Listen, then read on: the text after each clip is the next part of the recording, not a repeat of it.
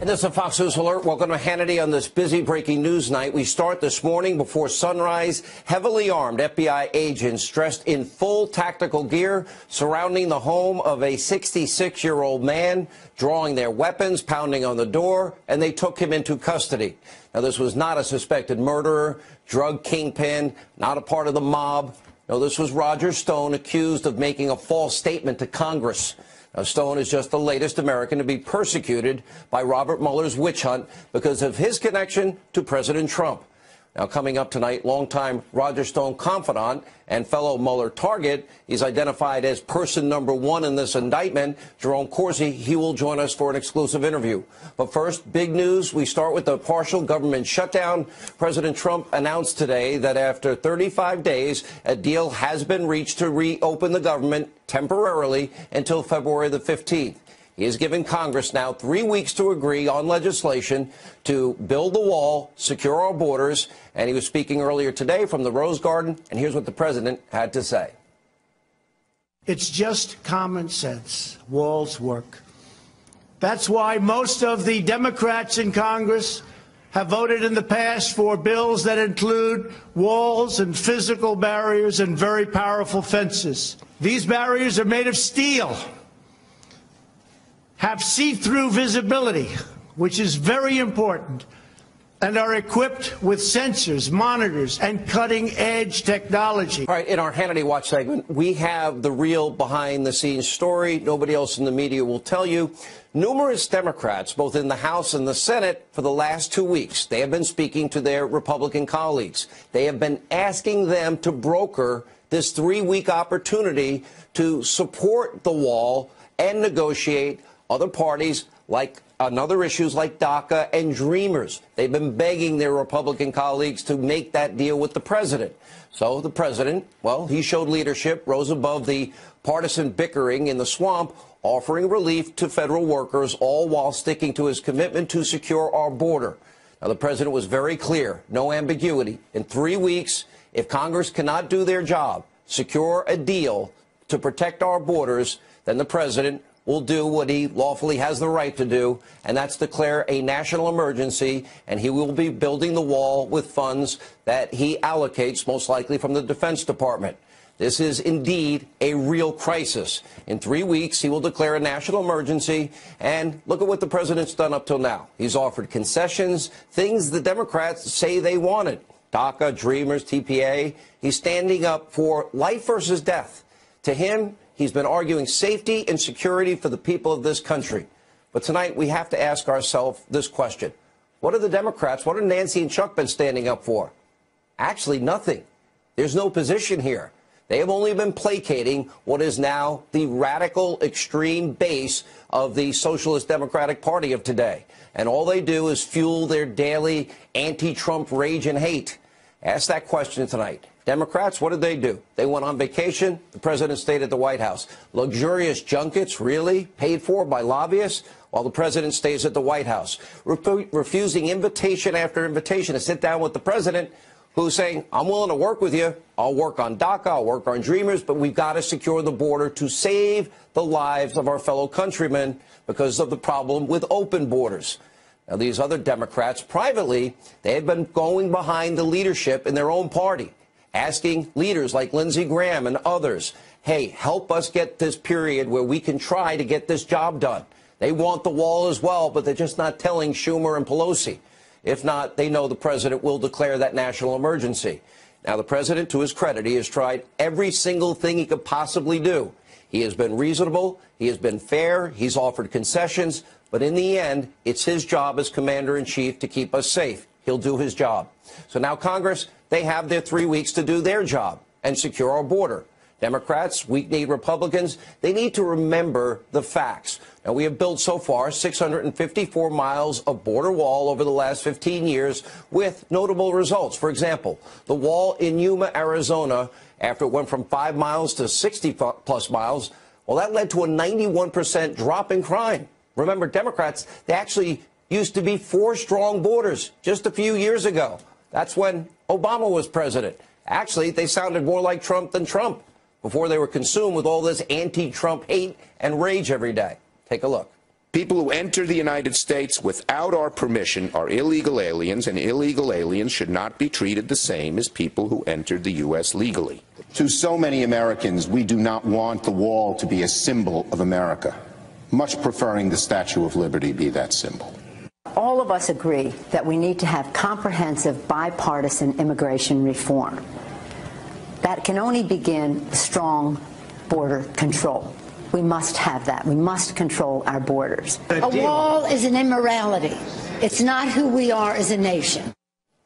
Walls work, but we've got to finish the job. I've said so many times on this program, the costs of a porous border, they're enormous, and it's growing more serious every single day. Human trafficking, drug trafficking, gangs, cartels. It is a life and death situation. Talk to angel moms and angel dads. Talk to the parents that have lost their kids because of the opioid crisis. And then to make matters worse, another 10,000 person migrant caravan right now as we speak is headed our way. So you say tonight to Chuck and Nancy, all right, behind your back, your fellow Democrats, they want that wall. They also want to deal with DACA. They want to solve problems. They want solutions. Will you work for it? Now, you can either work with this president, do what's right for the country, or the American people will see you for who you are, just obstructionist, hating a president. And anyone out there, by the way, thinking President Trump caved today, you don't really know the Donald Trump I know. He right now holds all the cards. He will secure the border one way or another.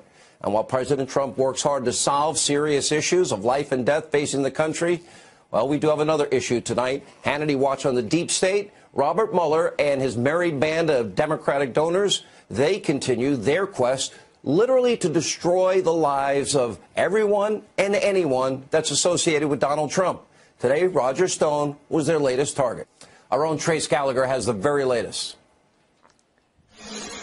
John, the pre-dawn raid on the Fort Lauderdale home of longtime President Trump confidant Roger Stone began with the FBI shouting, "Open the door." It ended with Stone being led away in handcuffs. The 7-count indictment is the first criminal case in months from special counsel Robert Mueller and alleges that senior members of the Trump campaign tried to benefit from the release by WikiLeaks of hacked Democratic emails damaging to the Clinton campaign. Stone called the special counsel politically motivated and vowed to fight the charges, saying he was falsely accused of making false statements to the House Intelligence Committee. Here's what he just said on Tucker Carlson tonight. Watch.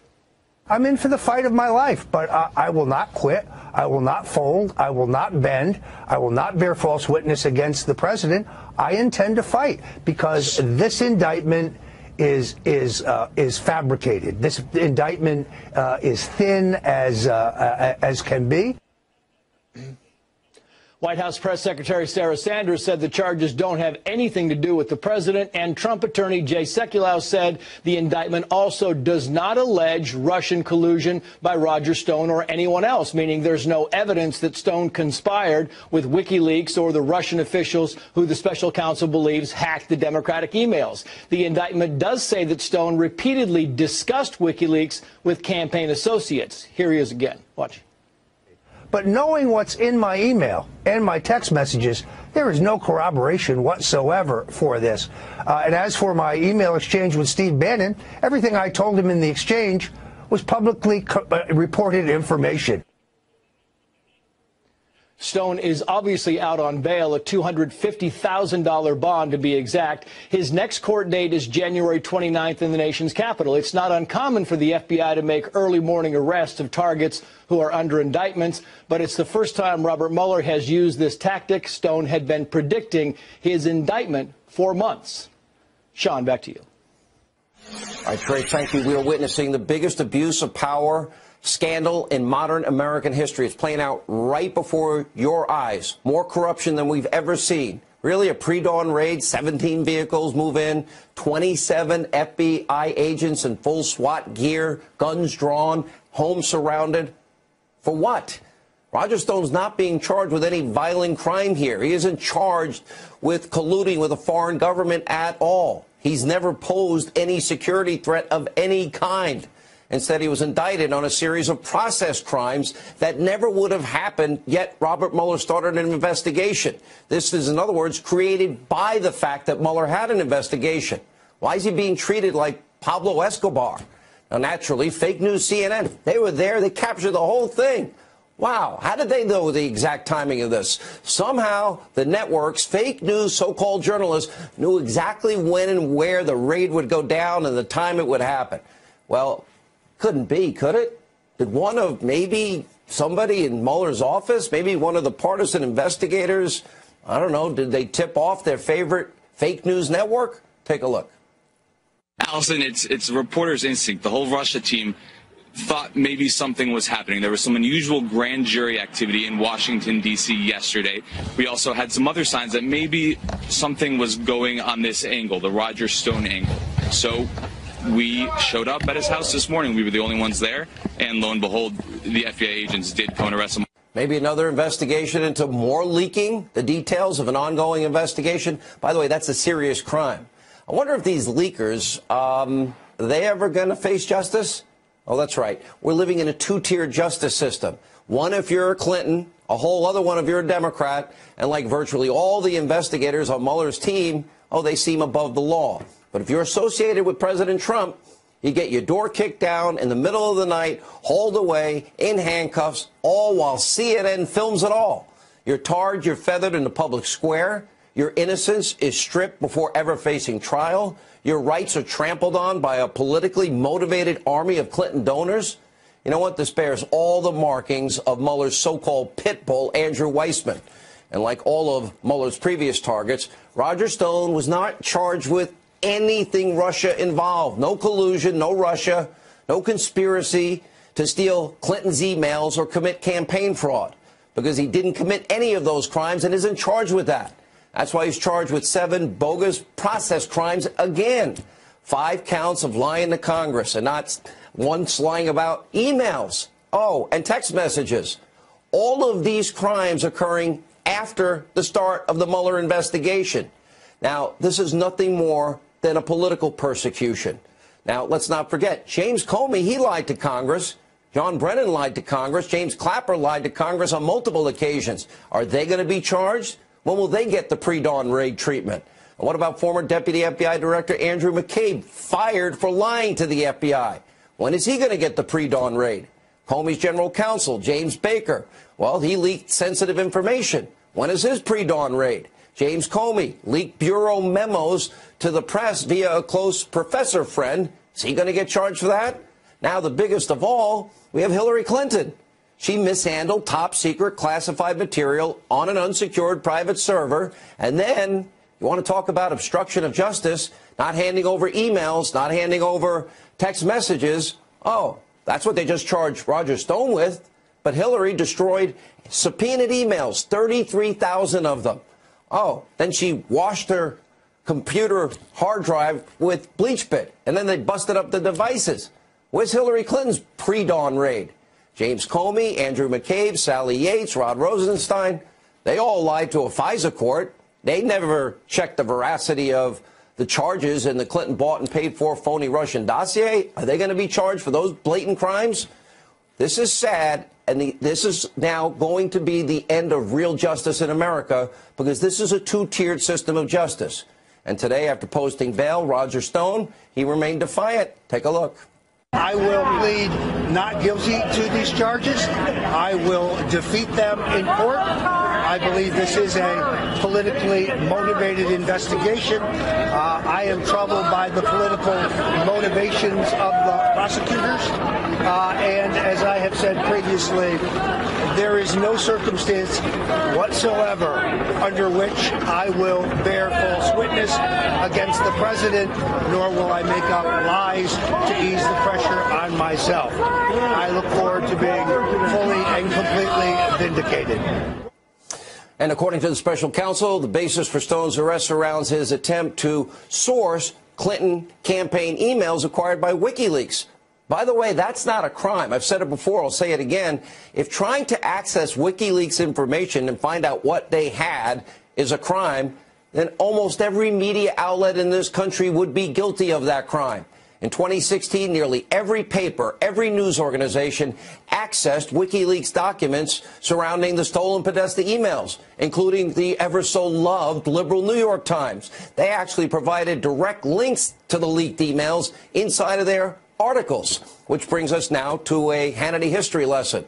This is very similar to a case in 1971, a famous case known as the Pentagon Papers, when the New York Times published a top-secret federal report on the Vietnam War called the Pentagon Papers. The report was stolen. It was given to the Times by federal employees and subsequently published by the New York Times and various other papers and other news agencies. Now, following an attempted government crackdown, the Supreme Court upheld the media's right to publish what are stolen Pentagon papers. So Roger Stone or the New York Times or anyone else was interested in knowing what WikiLeaks was going to produce next, which of clear they all were, and leak it. In other words, the Clinton emails in 2016, that is not a crime, unless, of course, they stole it or they conspired to steal it, which that is not part of the charges. That's why Roger Stone is only facing process crime allegations. 5 counts lying to Congress. And as you can see, Robert Mueller found zero evidence of criminal campaign collusion, but still wanted to turn the screws anyway. You know, so maybe he'll talk or maybe he'll compose or sing. Sound familiar? Why? Because Mueller wants to take down a duly elected president of the United States. He has only Democrats, donors on his team. Maybe they want revenge for the 2016 election, and they appear to stop at nothing to get it. But I have a news flash for Team Mueller. There was no collusion. Your investigation is baseless, always has been, and you will never subvert the will of the American people.